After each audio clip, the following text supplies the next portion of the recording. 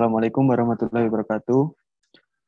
Di sini saya akan mempresentasikan hasil tulisan ilmiah saya yang berjudul Rancang Bangun Alat Budidaya Ikan Bandeng Mandiri Berbasis IoT.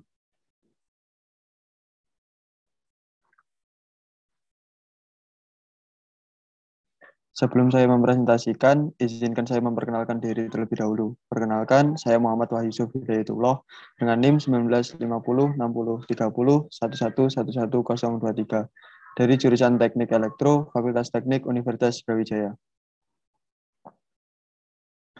Baik, langsung saja saya mulai. Timeline bahasan kali ini, yang pertama ada pendahuluan, kemudian yang kedua ada landasan teori, selanjutnya ada metode penelitian, kemudian ada hasil dan pembahasan, dan yang terakhir ada kesimpulan.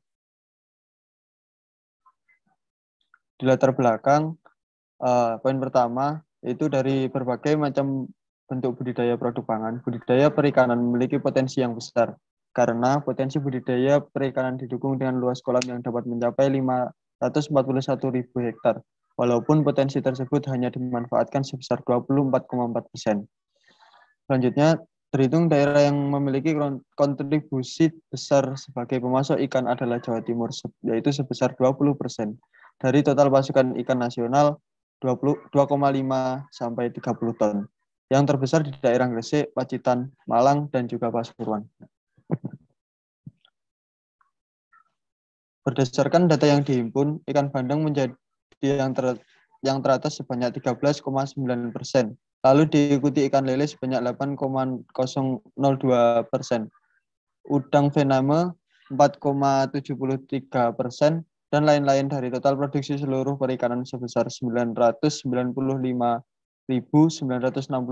ton di daerah Jawa Timur.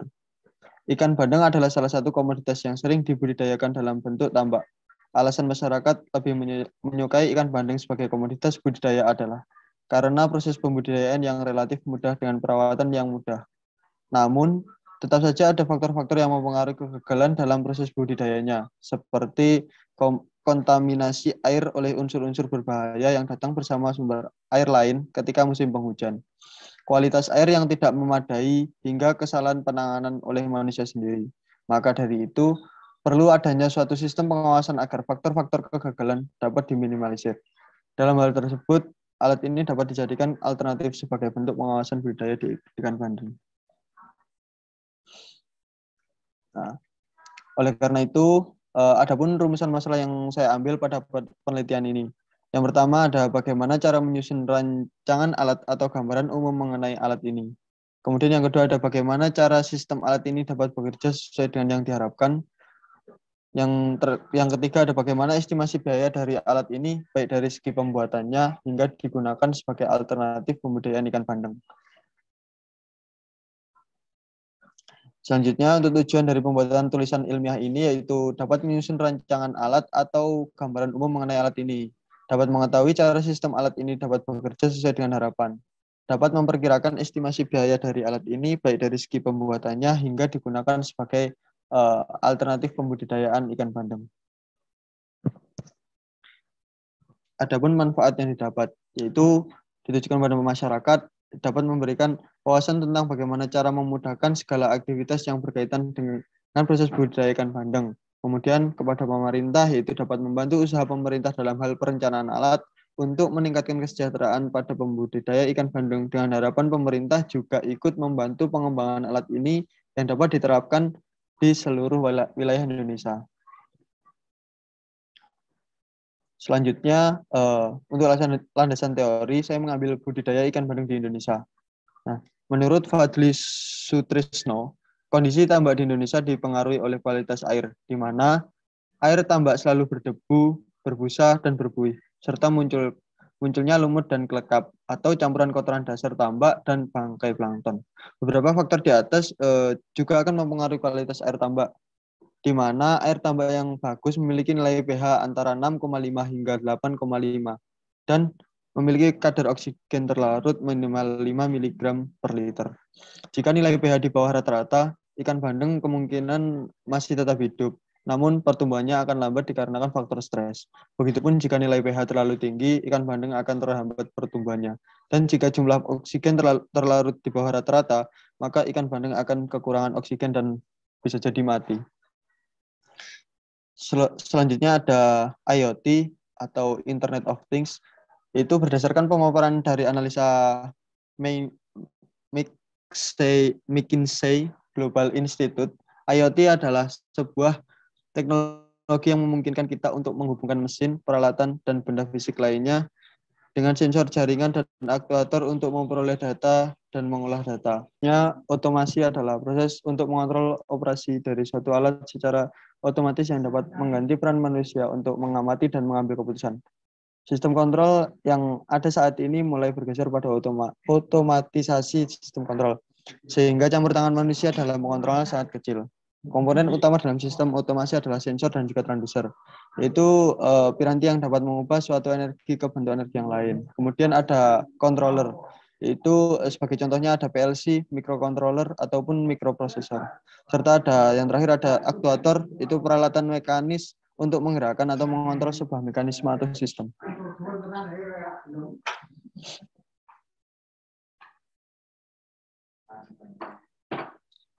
Nah, untuk metode penelitian, dalam proses penelitian ini menggunakan metode penelitian deskriptif dan metode literatur review, di mana bisa dilihat pada diagram blok di bawah ini. Nah, kerangka berpikir atau kerangka kerja penelitian ini dimulai dengan tahap literatur review, dilanjutkan dengan perancangan alat, pembuatan alat, dan pengujian alat. Tahap tinjau literatur digunakan untuk memeriksa data dan kejadian umum dalam pembuatan alat. Langkah selanjutnya adalah merancang dan membuat prototipe agar sesuai dengan apa yang dikomunikasikan dalam rumusan masalah sebelumnya. Perancangan dilakukan untuk menentukan karakteristik, spesifikasi, mekanisme, dan diagram rangkaian agar hasil yang diperoleh sesuai dengan tujuan awal. Tahap akhir dari penelitian ini adalah tahap penyempurnaan yang akan dilakukan setelah penerapan inovasi teknologi alat budidaya ikan bandeng mandiri berbasis IoT pada kolam ikan bandeng secara langsung. Untuk hasil dan pembahasan ini dibagi menjadi 3 subbab, di mana yang pertama ada perancangan desain alat, kemudian ada prinsip kerja, selanjutnya ada estimasi anggaran biaya alat. Untuk perancangan desain alat bisa dilihat pada gambar sebelah kiri. Nah, untuk penampung pakan itu digunakan sebagai wadah penyimpan pakan atau pelet ikan bandeng. Kemudian selanjutnya ada power supply, berfungsi untuk memberikan tegangan masukan kepada node MCU dengan spesifikasi nilai 5 volt. Kemudian ada motor servo, di mana berfungsi untuk menggerakkan katup. Kemudian ada sensor DO, yaitu digunakan mengukur proporsi oksigen pada tambak yang akan dipasang pada alat ini, di mana sensor DO ini akan menggunakan tipe AZ8403 dengan propline 840P. Kemudian ada sensor pH, yaitu menggunakan sensor pH tipe SKU SEN0161, di mana berfungsi untuk memberikan rincian nilai pH pada air tambak dan diteruskan pada node MCU dengan batas nilai pH yang ditentukan adalah 6,5 sampai 8,5. Kemudian yang terakhir ada microcontroller yang digunakan adalah node MCU, di mana memiliki fungsi sebagai pengendali utama pada alat ini.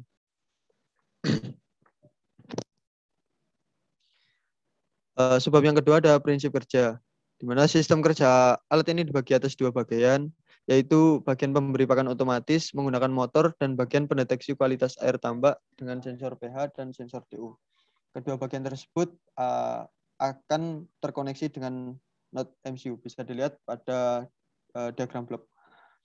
Nah, pada bagian pemberi pakan otomatis akan memberikan pakan pada ikan bandeng sesuai dengan program yang ditentukan oleh node MCU mengenai kapan pemberian pakan dan berapa jumlah pakan yang diberikan oleh ikan bandeng sesuai dengan banyaknya ikan bandeng dalam satu luasan tambak. Kemudian yang kedua, sedangkan pada bagian pendeteksi kualitas air akan dibantu oleh sensor pH dan juga sensor DO, di mana sensor pH akan mendeteksi nilai pH air tambak. Ketika nilai pH tidak di antara 6,5 sampai 8,5, maka node MCU akan memberikan peringatan kepada pengguna alat ini menggunakan internet sebagai sarana untuk mengirimkan peringatan tersebut. Kemudian pada sensor DO akan mendeteksi kandungan oksigen yang tersedia pada air tambak. Sama seperti sensor pH, ketika kandungan oksigen kurang dari 5 mg per liter, maka NoteMCU akan memberikan peringatan kepada pengguna alat ini menggunakan aplikasi. Apabila kedua sensor tersebut memberikan peringatan, maka sistem pada NoteMCU secara otomatis akan mengirimkan pemberitahuan kepada pengguna untuk segera menguras air tambak. Dan pengguna dapat memberikan perintah kepada melewati NoteMCU untuk mematikan sistem pemberian pakan otomatis sebagai upaya persiapan pengurasan tambak. Nah, NoteMCU mengirimkan data melalui jaringan internet kepada pengguna dalam bentuk aplikasi, yaitu aplikasi Blink. Selanjutnya yang terakhir ada estimasi anggaran biaya alat, di mana peralatan penunjang menghabiskan biaya sekitar 808.000. Sedangkan bahan habis pakai menghabiskan sekitar 4.915.000 dengan total biaya 5.723.000. Nah, untuk peralatan penunjang lebih spesifiknya bisa dilihat pada PPT. Sedangkan untuk bahan habis pakai juga bisa dilihat untuk tabel perinciannya.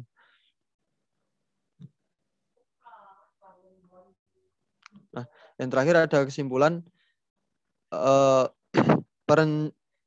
perancangan alat ini terdiri dari dua komponen utama, yaitu yang pertama tadi kan penampung pakan, kemudian yang kedua ada sistem kerja alat, yaitu yang terdiri dari microcontroller, Atmega 8 dan juga NoteMCU, kemudian ada relay dan motor, kemudian ada power supply, lampu LED, sensor DO, MIFI router, serta sensor pH.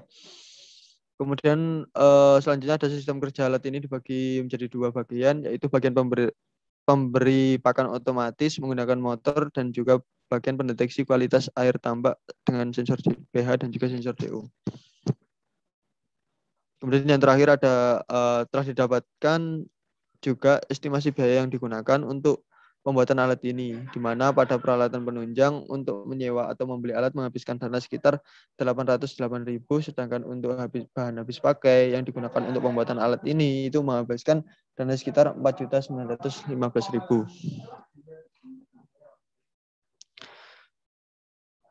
Baik, sekian presentasi dari saya. Jika ada kekurangan atau salah kata, saya mohon maaf. Wassalamualaikum warahmatullahi wabarakatuh.